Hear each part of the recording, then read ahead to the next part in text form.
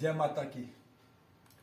आज हम आपको राधा की क्या महिमा है कृष्ण के जीवन में, इस विषय पर चर्चा करेंगे। एक बार नारद जी घूमते हुए कृष्ण भगवान के पास आते हैं।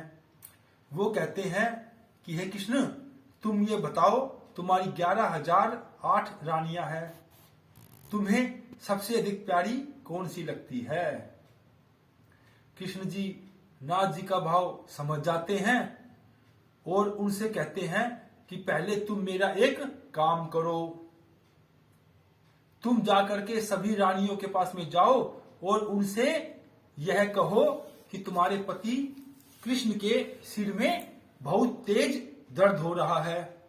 इसका केवल एकमात्र उपाय है कि तुम रो, और रो करके जो आंसू तुम्हारे जमीन में पड़ेंगे तो उस जमीन की मिट्टी को कीचड़ के रूप में बनाओ, वह कीचड़ मुझे दो, और कृष्ण जी के माथे पर जब वह कीचड़ लगेगा तब कृष्ण के सिर का दर्द ठीक होगा।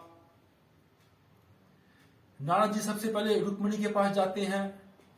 रुक्मिणी जब सुनती है नारद जी से तो कहती है कि मैं ऐसा पाप नहीं कर सकती, क्योंकि वो मेरे परमेश्वर है। मैं अपने पैरों की मिट्टी किस प्रकार से उनके मस्तिष्क पर लगा सकती हूं। इस प्रकार सत्यभामा के पास जाते हैं, एक एक करके सभी के पास जाते हैं और सभी इसे पाप कर्म मान करके मना कर देती है। तब नारद जी घूमते घूमते राधा के पास जाते हैं और राधा से कहते हैं।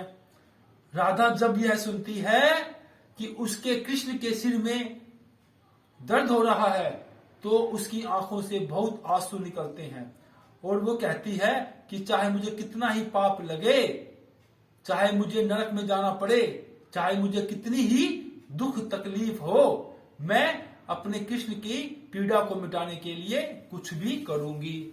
वो रो रो करके मिट्टी को गीला करती है और उस मिट्टी को नारद को देती है। नारद जी ला करके वह कृष्ण को दे देते हैं। तब कृष्ण कहते हैं नारद जी से कि तुम्हें पता चल गया कि मुझे सबसे अधिक प्यारी कौन लगती है। कहने का मतलब क्या है? कहने का मतलब यही है कि राधा और कृष्ण का जो प्रेम है वह अनमोल है, अद्वितीय है। राधा कृष्ण की शक्ति है, राधा लक्ष्मी रूपा है।